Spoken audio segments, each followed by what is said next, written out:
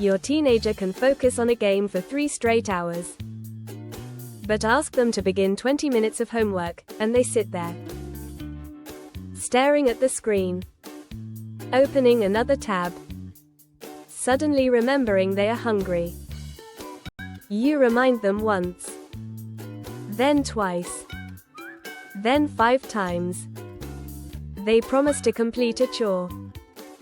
10 minutes later, it is still untouched.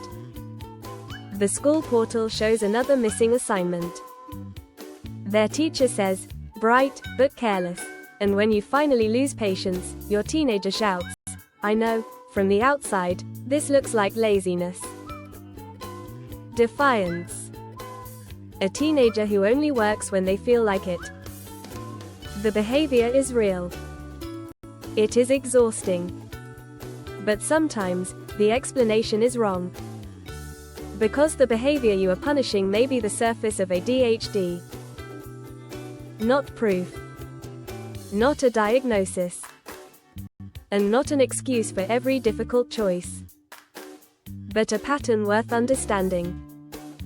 Especially because ADHD in teenagers does not always look hyperactive. It can look like chronic lateness, impossible beginnings, lost schoolwork, half-finished tasks, restlessness, or a quiet child struggling invisibly. By the end, you will recognize 7 patterns parents often mistake for laziness. You will learn when those patterns deserve professional assessment, and what useful support looks like, without removing responsibility. Most parents understand ADHD as a problem with attention. A child cannot sit still, cannot listen, cannot focus. But that picture is incomplete. ADHD is a developmental disorder involving persistent problems with inattention, hyperactivity, impulsivity, or a combination of them. Its appearance can change with age. A young child may run around a classroom. A teenager may simply feel restless. They may interrupt, switch tasks constantly, act before thinking, or need movement to remain engaged. At the same time, life becomes less forgiving. One teacher becomes 7. Deadlines live on different platforms. Long projects require weeks of planning. And teenagers are expected to manage everything independently. That is often when the cracks appear. Not because ADHD suddenly began, but because the demands exceeded the teenager's coping system. Your teenager may know exactly what to do. They may understand the consequence. They may genuinely intend to do it. But intention does not reliably become action. That gap, between knowing and doing, is where parents often see laziness. The first pattern is not refusing to finish. It is being unable to begin. You say, "Just start the assignment." To you, the first step is obvious.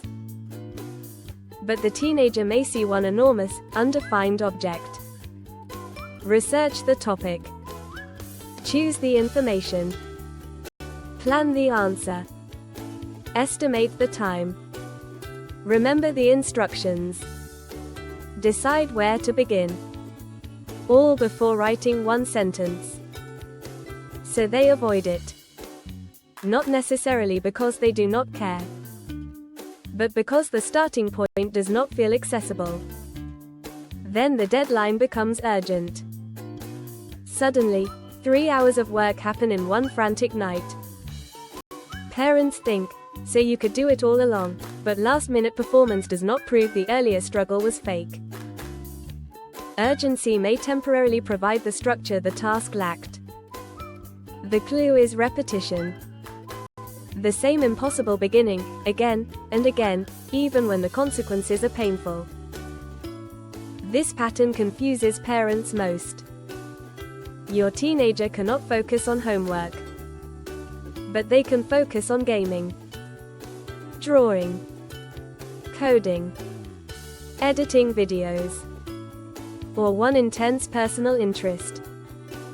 That looks like selective effort. And teenagers do sometimes choose what they prefer.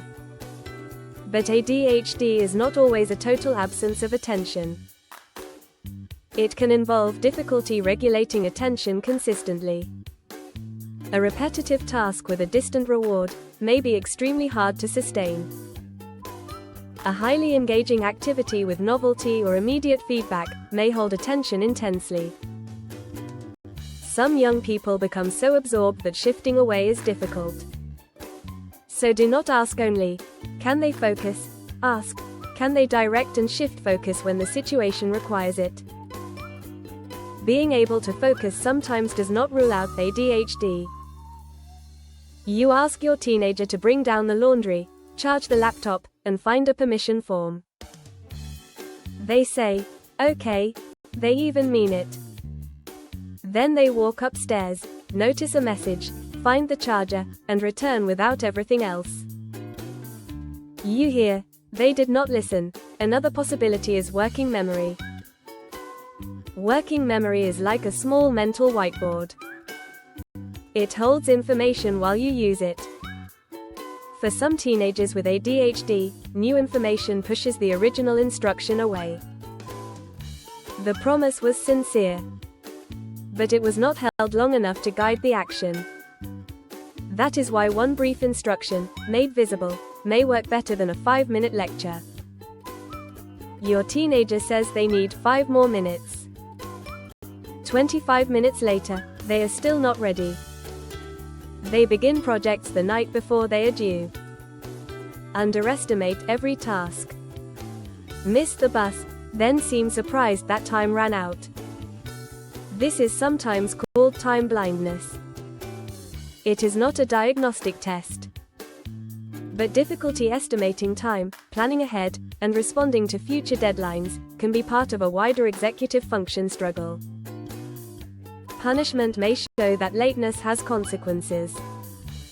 It does not teach time estimation.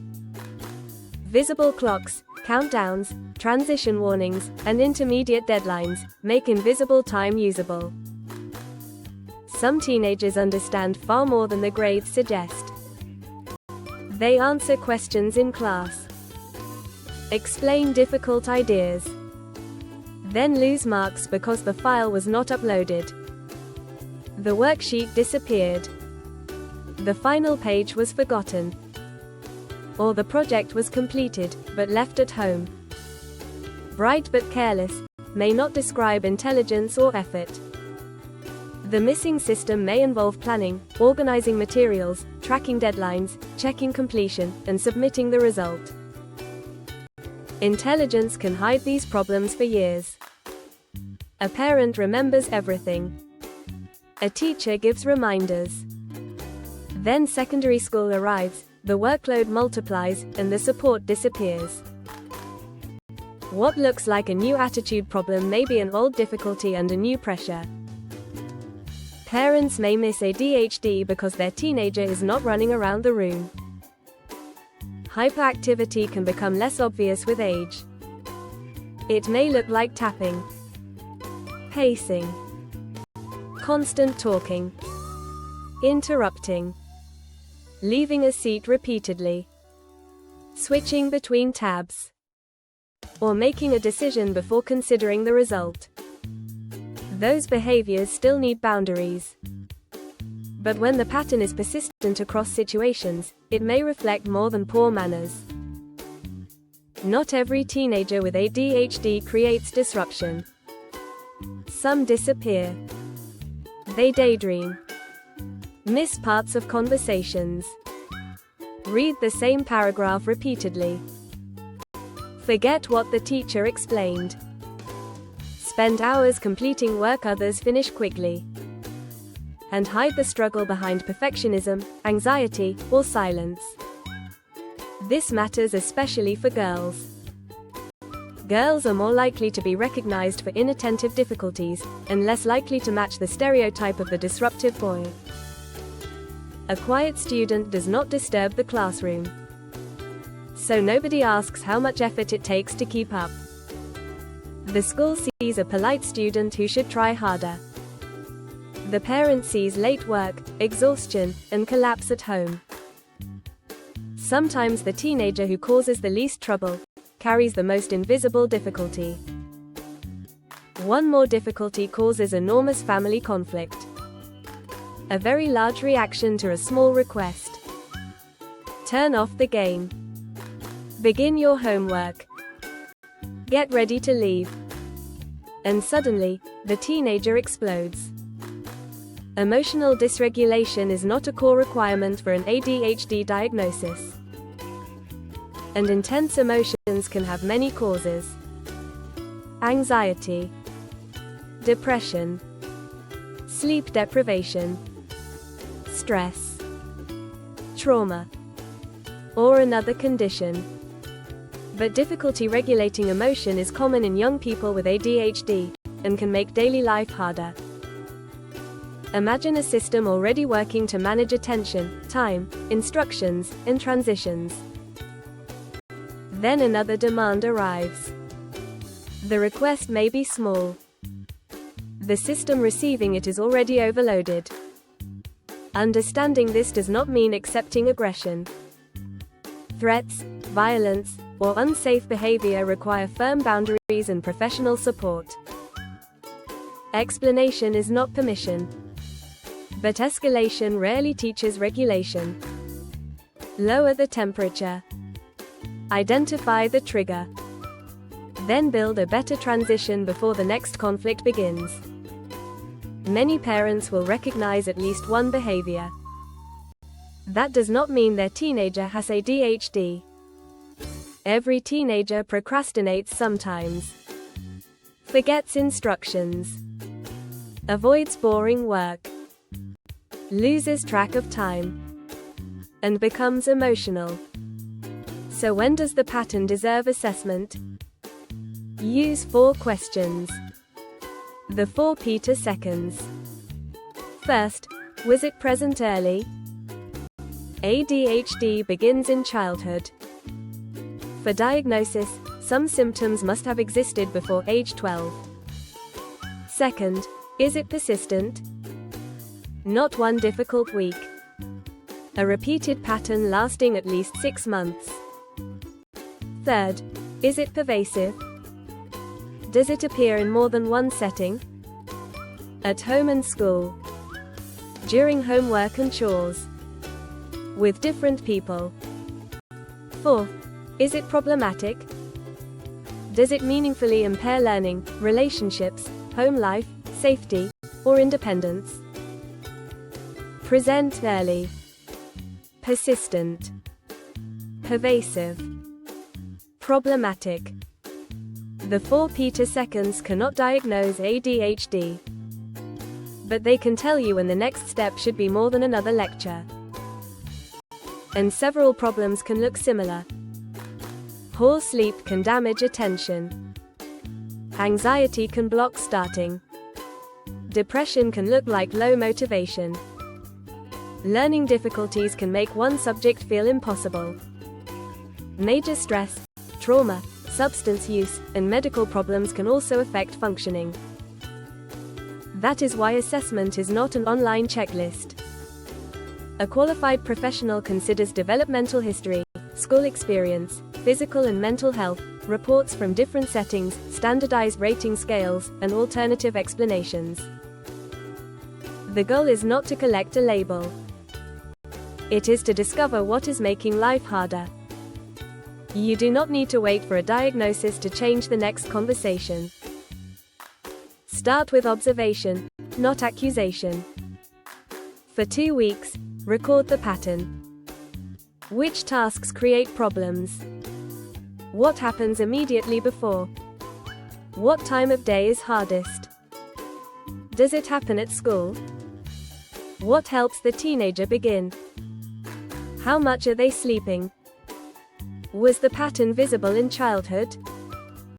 What is the real impact? Then ask teachers for specific examples. Do they begin work independently? Lose materials? Miss instructions. Need repeated prompts. Complete work but forget to submit it. Bring that information to a qualified healthcare professional. Depending on where you live, that may begin with a family doctor, pediatrician, psychologist, psychiatrist, or specialist ADHD service.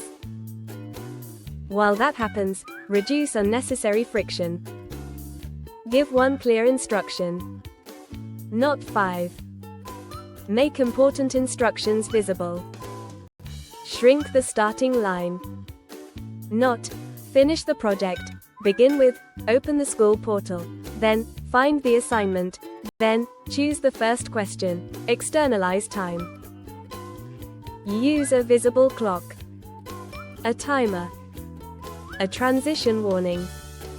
And a deadline before the real deadline. Give important objects a permanent home. The school bag. Keys. Charger. Permission forms. And praise the process specifically. You started after one reminder. You checked the portal yourself. You put the assignment in your bag. Finally, ask a different question.